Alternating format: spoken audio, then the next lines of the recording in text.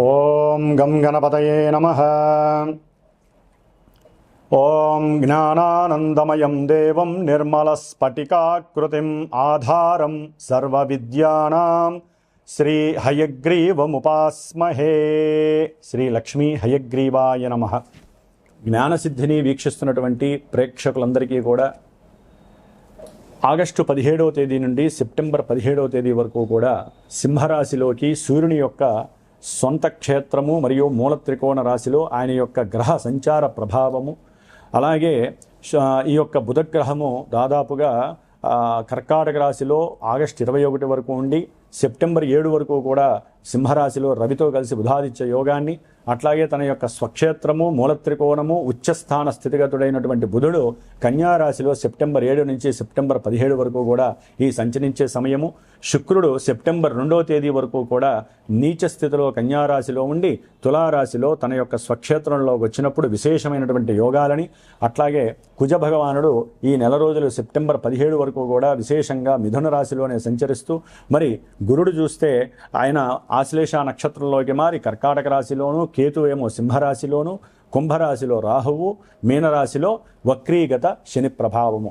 ఈ యొక్క గ్రహాల యొక్క సంచారం వలన మేషాది మీనరాశి పర్యంతం ఏ విధమైనటువంటి గ్రహ సూచికలు కలుగజేస్తాయి, ఏ విధమైనటువంటి శుభాలు లేకపోతే ఇబ్బందులు కలుగజేస్తాయి తెలుసుకునే ముందు ఇప్పుడు ఈ మాసంలో జరిగేటటువంటి విశేష పండుగల యొక్క విశిష్టతలు, అట్లాగే నా యొక్క జ్ఞానసిద్ధి క్షేత్రపీఠంలో ఏ సమస్యల వలన, ఏ ఇబ్బందుల వలన, ఏ గ్రహాల వలన ఏ రకమైనటువంటి పూజలు నేను ఆచరిస్తున్నానో తెలుసుకునే ప్రయత్నం చేసి ఆ తదుపరి మీ యొక్క రాశి గ్రహ ప్రభావాన్ని వినడానికి ప్రయత్నం చేయండి.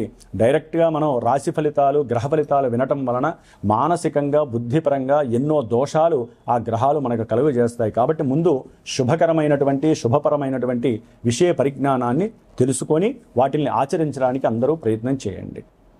శ్రావణ మాసం శుభాకాంక్షలు. ఈ యొక్క శ్రావణ మాసంలో మనకి గ్రహాలలో మార్పే కాకుండా మరి ఈ ఆగస్టు 14వ తేదీ నుండి కూడా, అంటే దాదాపుగా 13వ తేదీ నుండి కూడా విశేషమైనటువంటి శ్రావణ మాసం పండగలు ప్రారంభం అవుతున్నాయి. శ్రావణ మాసంలో 14వ తారీఖున మొదటి శుక్రవారం ప్రారంభమై 21 రెండవ శుక్రవారము, శ్రావణ పౌర్ణమి 28వ తేదీ. ఆ విధంగా 5 శుక్రవారాలు, 4 సోమవారాలు, 4 శ్రావణ మంగళవారాలు చాలా విశేషమైనటువంటి ప్రాధాన్యత స్త్రీమూర్తులకి సంబంధించినటువంటిది. దానివలన మాంగళ్య సౌభాగ్యము, అఖండ అష్టైశ్వర్యాలు, సత్సంతాన వృద్ధి, కుటుంబ వంశవృద్ధి కలుగుతుంది. అట్లాగే మనకి 17వ తేదీన నాగపంచమి, గరుడ పంచమి, అలాగే విశేషముగా సూర్యుడి యొక్క సంక్రమణం సింహరాశిలోకి జరగబోతోంది. అంటే తన ఇంట్లోకి తన యొక్క స్వక్షేత్రము మూల త్రికోణ రాశి అయినటువంటి సింహరాశిలోకి సూర్య భగవానుడు సాక్షాత్తు శ్రావణ మాసానికి ఆయనే అధిష్టాన దేవత. మరి ఆ మహానుభావుడు తన యొక్క సొంత ఇంట్లోకి వచ్చినప్పుడు అన్ని రాశుల వారికి, అన్ని నక్షత్రాల వారికి జరుగుతున్న దశ అంతర్దశలన్నీ కూడా అనుకూలించాలని ఆశిస్తూ, అట్లాగే శ్రావణ పౌర్ణమి విశేషముగా ఈ నెల ఆగస్టు 28వ తేదీన మరి అదే రోజున స్వామివారు మనకి జ్ఞానాన్ని భిక్షగా అందించజేసేటటువంటి హయగ్రీవుని యొక్క జయంతి, అంటే ఉత్పత్తి. అట్లాగే గాయత్రి జయంతి, వేదాలకి మూలము ఆవిడేనమాట. గాయత్రీదేవి యొక్క జన్మదినోత్సవం, అట్లాగే రాఖీ పండగ, అట్లాగే ఆగస్టు 31వ తేదీన సంకష్టహర చతుర్థి. మనకున్నటువంటి ఎన్నో వ్యాపార నష్టాలు, ధన నష్టాలు, అట్లాగే బుద్ధిహీనత్వం కలిగినటువంటి మాట తీరులో తేడాలు, వీటి వలన ఎన్నో ఇబ్బందులు ఎదుర్కోవడానికి ఆ యొక్క గణపతి యొక్క అనుగ్రహము లభించేటటువంటి శ్రావణ మాసం. కాబట్టి శ్రావణ మాసంలో ఇన్ని విశేషమైనటువంటి పండగలతో పాటుగా అందరూ తెలుసుకోవాల్సిన విషయము శ్రద్ధగా వినండి. ఎందుకంటే మేషాది మీనరాశి పర్యంతం విషయ పరిజ్ఞానం ఒకటైతే కనుక అసలు మనకి అంతరిక్షంలో ఏం జరుగుతుందో తెలియకుండా ఎంతసేపటికి భూలోకంలో మన రాశిది, మన నక్షత్రం ఇది, మనకి ఈ బాధలు జరుగుతున్నాయి అని కాకుండా ఏ గ్రహం వలన ఏ సమస్యలు కలుగుతాయి, వాటికి ఏదైనా పరిష్కారం ఆచరిస్తే శుభం జరుగుతుంది అని ముందుగా మనం అందరం కూడా ఆలోచించాల్సినటువంటి విషయం. ఈ యొక్క ఆగస్టు 2వ తేదీన కుజుడు వృషభ రాశిలోంచి మరి మిథున రాశిలోకి శత్రుక్షేత్రంలోకి ఆయన మారినటువంటి రోజు. ఆయన ఆగస్టు 12వ తేదీ అమావాస్య రోజున మరి పాప నక్షత్రమైనటువంటి రాహు నక్షత్రం ఆరుద్ర నక్షత్రంలోకి ప్రవేశిస్తాడు. అట్లాగే రాహుగ్రహము ఆగస్టు 2వ తేదీన అదే కుంభరాశిలో ఉంటూ తన యొక్క సొంత నక్షత్రమైనటువంటి శతభిష నక్షత్రంలోంచి ధనిష్ట నక్షత్రం, పాప నక్షత్రము, శత్రు నక్షత్రమైనటువంటి కుజ నక్షత్రంలోకి మార్పు జరిగింది. అంటే ఇక్కడ మిథున రాశిలో ఉన్నటువంటి కుజుడు, అట్లాగే కుంభరాశిలో శని యొక్క క్షేత్రంలో ఉన్నటువంటి ఈ యొక్క రాహువు, ఇరువురు కూడా ఒకరి నక్షత్రం నుంచి ఒకరు మారటం, అంటే ఒకరి నక్షత్రంలోకి ఒకరు మార్పు జరగటం మన జ్యోతిష్య శాస్త్రంలో, అది రెండు పాపగ్రహాలు నక్షత్ర మార్పు జరగటం అత్యంత శోచనీయమైనటువంటి విషయం. ప్రమాదకరమైనటువంటి ఇబ్బందులు కూడా కొన్ని రాశుల వారికి, కొన్ని నక్షత్రాల వారికి కలుగుతాయి. ముఖ్యంగా మేషరాశి, వృశ్చిక రాశి, మకర రాశి, కుంభరాశి, అలాగే మనకి మృగశిర నక్షత్రము, చిత్తా నక్షత్రము, ధనిష్ట నక్షత్రము, ముఖ్యంగా రాహు నక్షత్రాలైనటువంటి ఆరుద్ర నక్షత్రము, స్వాతి నక్షత్రము, అలాగే మనకి శతభిష నక్షత్రం, ఈ రాశుల వారికి, ఈ యొక్క నక్షత్రాల వారు కలిగినటువంటి వాళ్ళు, ఈ రాశుల వారు ముఖ్యంగా కుజ మహర్దశలు, శని మహర్దశలు, రాహు మహర్దశలు, అంతర్దశలు జరిగేటటువంటి వారు. గోచారంలో ఎవరైతే తీవ్రంగా కొంతమంది స్త్రీలు గర్భ విచ్ఛిన్న దోషాలు కలిగి చాలా ఇబ్బందులు పడుతూ ఉంటారు. అసలు గర్భస్థిత దోషంతో ఇబ్బందులు పడుతూ అండోత్పత్తి లేక ఎన్నో ఇబ్బందులు పడుతున్నటువంటి వాళ్ళకి ఈ కుజరాహువులే జన్మజాతకాలలో కారణంగా కల్పిస్తూ ఉంటారు. ఆలస్యానికి శనికారకుడైతే గర్భ విచ్ఛిన్నాన్ని కలుగజేసేటటువంటి వాళ్ళు ఈ కుజరాహువులు. దీన్నే మనము జ్యోతిష్య శాస్త్రంలో జన్మ లగ్నాతో కానీ చంద్ర లగ్నాతో కానీ పంచమ స్థానంలో రాహు కానీ కుజుడు కానీ కేతువు కానీ ఉన్నట్లయితే విపరీతమైనటువంటి గర్భస్థిత విచ్ఛిన్న దోషాలు కలుగజేస్తూ ఉంటారు. అలాగే ప్రజెంట్ శుక్రుడు కూడా కన్యారాశిలో నీచ స్థితిలో ఉండటం వలన మరి కొంతమంది పురుషులకి వీర్యోత్పత్తి విషయంలో ఎన్నో ఇబ్బందులు కలుగుతూ ఉంటాయి. అట్లాగే వీర్య కణాలు ఎన్నో బలహీనపడేటటువంటి రోజులు శుక్రుడు బలహీనంగా ఉన్నప్పుడు. కాబట్టి ఈ విధంగా అంతరిక్షంలో ఉన్నటువంటి గ్రహాల వలన, ముఖ్యంగా కుజరాహువుల యొక్క నక్షత్ర మార్పు వలన భూ సమస్యలు, గృహపరమైనటువంటి కట్టడాల విషయాలలో సమస్యలు, ప్రమాదాలు, అట్లాగే గొడవలు, కొట్లాటలు, మోసాలు, తీవ్రమైనటువంటి భార్యాభర్తల మధ్య విపరీతమైనటువంటి గొడవలు, ఇల్లీగల్ సమస్యలు, వీటి వలన కోర్టు సమస్యలు, ఇట్లా చెప్పుకుంటూ పోతే విపరీతమైనటువంటి ఎన్నో అగాధాలు, సమస్యలు, వివాహం కానటువంటి వాళ్ళకి కుజదోషం అనేటటువంటిది కొన్ని రాసుల వారికి వర్తిస్తూ ఉంటుంది. అవన్నీ కూడా మనం ముందుగా చెప్పుకుందాం.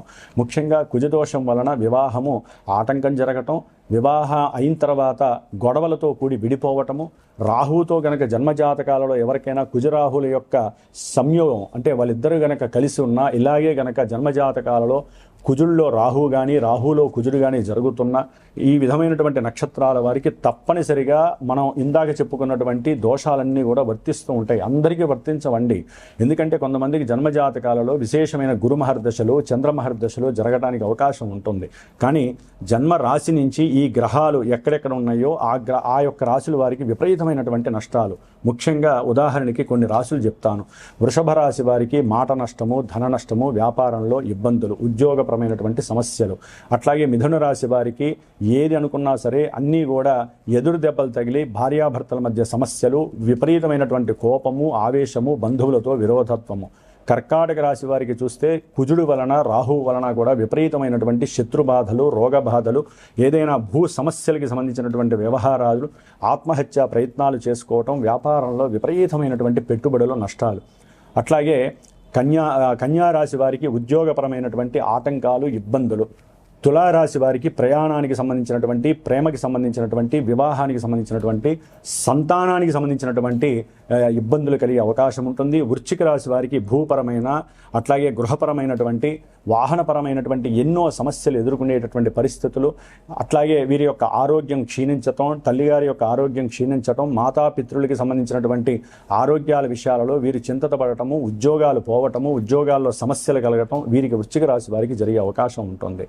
ధనుస్సు రాశి వారికి అయితే కనుక పిల్లలతో సమస్యలు కలిగే అవకాశము, పెట్టిన పెట్టుబడుల్లో వ్యాపార భాగస్వాముల మధ్య మాట ఉద్ధృతి పెరగటము, అట్లాగే భార్యాభర్తల మధ్య కాస్త సంకుచితమైనటువంటి వాతావరణం కలగటము.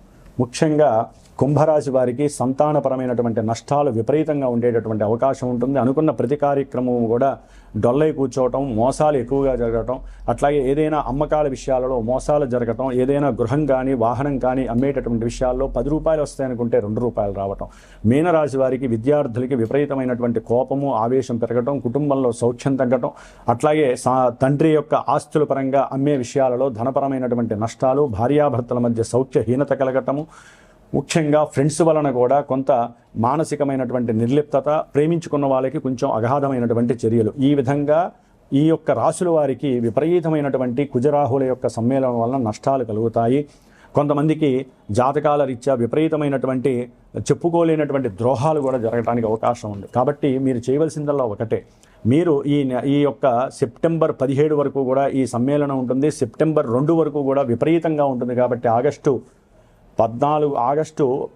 12 నుంచి సెప్టెంబరు 2వ తేదీ వరకు విపరీతమైనటువంటి రగడ సమస్యలు ఉంటాయి. కాబట్టి కుజరాహుల వలన మీరు సుబ్రహ్మణ్యేశ్వరుడికి ఇంట్లో పూజలు చేసుకోండి. బయట చక్కగా నాగపంచమి ఇలాంటివి ఎన్నో వస్తూ ఉంటాయి, చేసుకోండి. స్వామివారి యొక్క అనుగ్రహం, సుబ్రహ్మణ్య అనుగ్రహం పొందండి. రుణబాధలు ఉన్నవారు రుణ విమోచనం చేసుకుంటూ ఉండండి. దేవాలయాల్లో ప్రదక్షిణాలు చేయండి. అట్లాగే బ్రాహ్మణులకి ఎవరికైనా స్వయంపాక దానాలు ఇవ్వండి. ఇవన్నీ కుదరట్లేదు, విదేశాలలో ఉన్నాం, లేకపోతే మాకు సమయం సరిపోవట్లేదండి, లేకపోతే మంత్రబలం చాలా గొప్పది అనుకుంటే మా యొక్క శ్రీమాత జ్యోతిషాలయ పీఠంలో విశేషంగా ఈ సమస్యలు ఎవరైనా సరే అనుభవిస్తున్న వాళ్ళకి నేను ప్రత్యేకించి నిత్యము కూడా గోత్రనామాదులు తెలియజేసి కుజరాహుల యొక్క దోష పరిహారార్థమై, అట్లాగే దంపతుల యొక్క అనుకూలత కోసమే, సత్సంతాన యోగ్యత కోసము, విశేషంగా భూమి గృహము వీటికి సంబంధించినటువంటి దోష పరిహారార్థమే నేను ప్రత్యేకించి ఆగస్టు 15వ తేదీ నుండి కూడా శని భగవంతుడికి అట్లాగే కుజరాహులకి సంబంధించినటువంటి శుక్రుడికి సంబంధించినటువంటి దోష పరిహారార్థమై సుబ్రహ్మణ్యేశ్వర స్వామి యొక్క ప్రీతికరమైనటువంటి సర్పసూక్త జపాన్ని, శనికి సంబంధించినటువంటి విశేషమైన శని జపాన్ని, మంజుసూక్త జపాన్ని, అట్లాగే రాహు వల్ల కలిగేటటువంటి సమస్యలు, భయము, భ్రాంతులకి సంబంధించి దుర్గా సూక్త జపాన్ని ఆచరిస్తూ దాదాపుగా సెప్టెంబరు 4వ తేదీ వరకు కూడా ఇది జరిగే అవకాశం ఉంటుంది.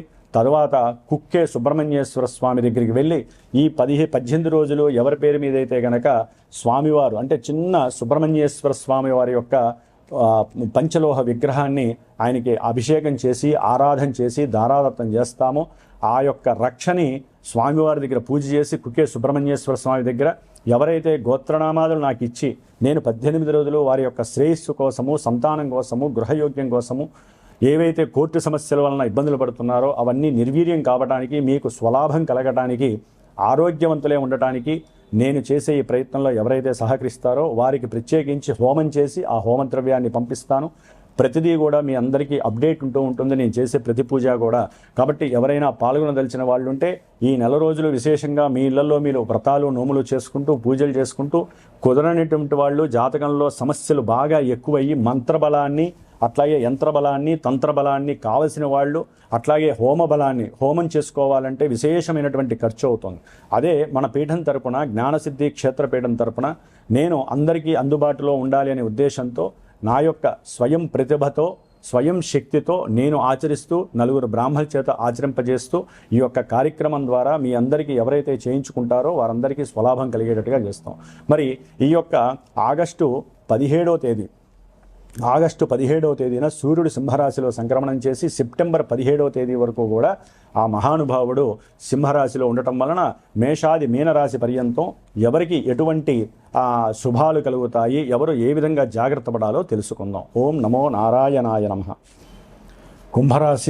కుంభరాశి వారికి ఆగస్టు 17న సూర్యుడు సింహ సంక్రమణం జరగటం, సెప్టెంబర్ 17 వరకు కూడా ఈయన కుంభరాశికి సప్తమ భావంలో, సప్తమ స్థానంలో, స్వక్షేత్రంలో, మూల త్రికోణ రాశిలో కేతువుతో కలిసి జన్మరాశిలో ఉన్న రాహు చేత చూడబడుతూ పితృదోషంలో బాగా ఇబ్బంది పడుతున్నాడు.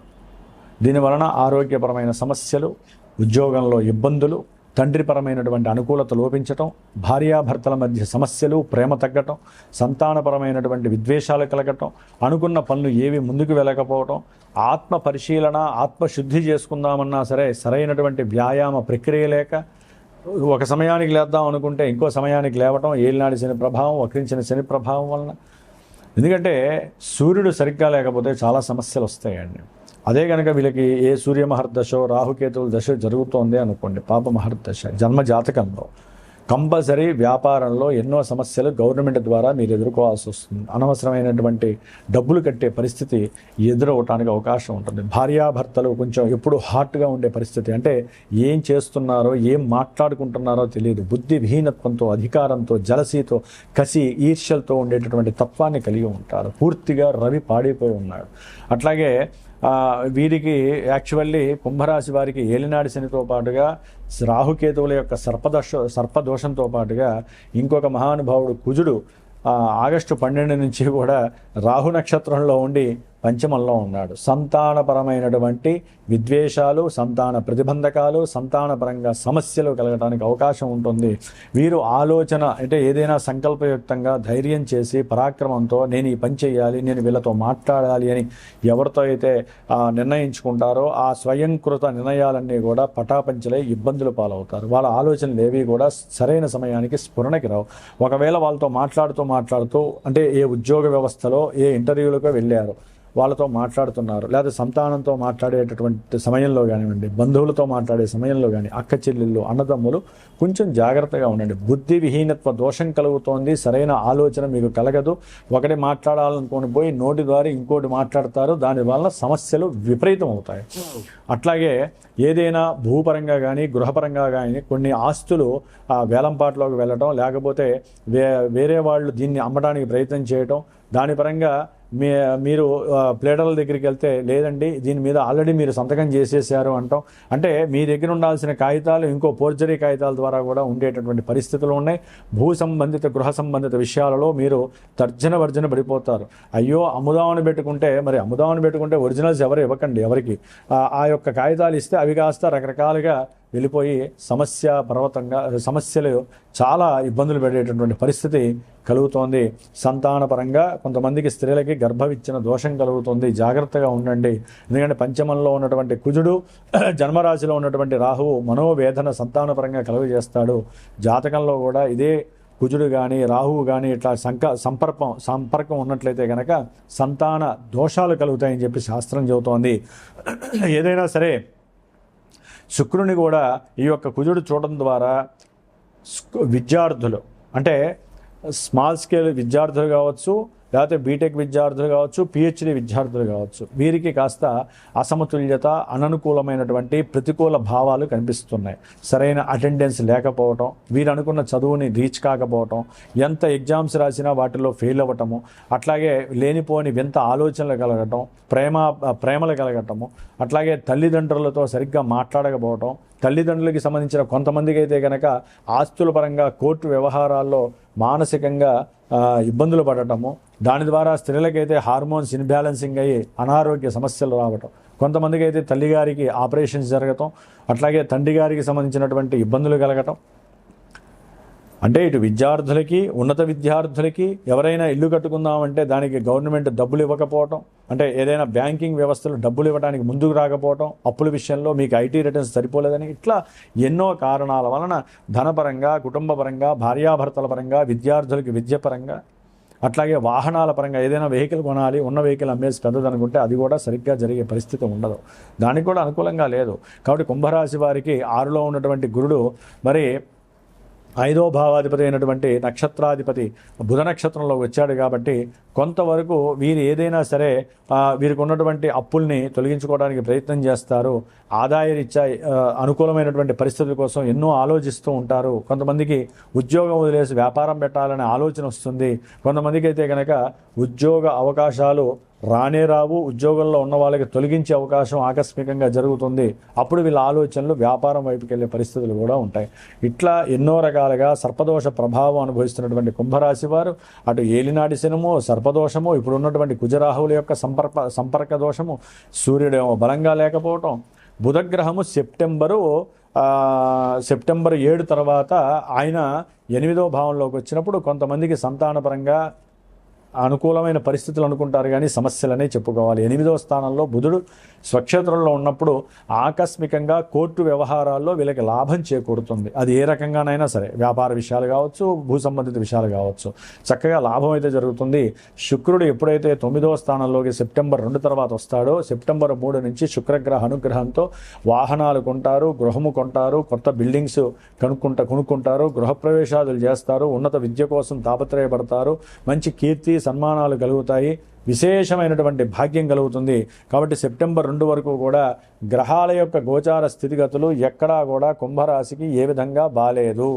కాబట్టి వీరు సాధ్యమైనంత వరకు నవగ్రహాలన్నిటికీ దీపారాధనలు చేసుకోవటం, ప్రదక్షిణాలు చేయటం, లేదా నవగ్రహ పాశుపత రుద్రాభిషేకాదులు లేదా మా పీఠంలో ఎప్పుడు ఏదో ఒకటి జరుగుతూనే ఉంటాయి, హోమాలు చేయించుకుంటారు, నవగ్రహ పాశుపత రుద్ర హోమాలు జరుగుతూ ఉంటాయి. అట్లాగే ఎప్పుడైతే కనుక సంతానము, వివాహము, దాంపత్య ఎడబాటు, కోర్టు సమస్యలు, భూ సమస్యలు ఇలాంటి వాళ్ళ కోసము మరి ఈ కుజరాహుల యొక్క దోష పరిహారార్థం కోసం ప్రత్యేకించి 18 రోజులు పూజ పెడుతున్నాను కాబట్టి ఇందాక వింటారు కాబట్టి ఆ యొక్క పూజల ద్వారా మీరు కూడా ఎంతో లాభాన్ని పొందొచ్చు. లేదు ఇవేమీ కాదు, మా జాతకంలో ఏం జరుగుతుందో తెలుసుకోవాలనుకుంటే జాతక పర్యవేక్షణ చేయించుకోండి. దాని ద్వారా వివాహం ఎప్పుడవుతుంది, వ్యాపారం ఎప్పుడు పెట్టుకోవచ్చు, ఇలాంటి విషయాలు ఎన్నో కూడా మీకు చక్కగా ప్రస్ఫుటంగా కనిపించే పరిస్థితి ఉంటుంది. కాబట్టి దాన్ని నేను మీకు వివరించి సరైనటువంటి మార్గాన్ని మీకు చూపించే పరిస్థితి కూడా కలుగుతుంది. కాబట్టి తప్పకుండా ఈ యొక్క కుంభరాశి వారు హనుమంతుడి యొక్క సుందరాకాండ పారాయణ వినండి, లేదా ఇంట్లో చేయించుకోండి. సుబ్రహ్మణ్యేశ్వర స్వామి పూజ చేసుకోండి, దంపతులు హ్యాపీగా ఉండండి. కళ్యాణం కాని వాళ్ళు కళ్యాణం అవుతుంది, అవతల వాళ్ళు ఒప్పుకునే రోజులు వస్తాయి. అట్లాగే సంతానపరంగా ఎవరైనా లేకపోయినా ఇబ్బందులు పడుతున్నా సుబ్రహ్మణ్య పూజ చేసుకోండి. అవసరమైతే ఉపవాస దీక్షలు చేసుకొని మంగళవారాల పూట నియమాలు ఉండండి. ఇవన్నీ మేము చేయలేమంటారు, నన్ను సంప్రదించండి, నేను చేసి పెడతాను మీకోసం. కాబట్టి కుంభరాశి వారు చాలా జాగ్రత్తగా ఉండాల్సిన పరిస్థితి. జన్మజాతకాలలో ఎన్నో రకాల శుభప్రదమైనటువంటి దశలు జరుగుతూ ఉంటాయి. కాబట్టి ఆ విషయాలన్నీ కూడా కొన్ని ఇబ్బందులు కలుగజేస్తే, కొన్ని శుభాలు సుఖాలను కూడా కలుగజేస్తాయి.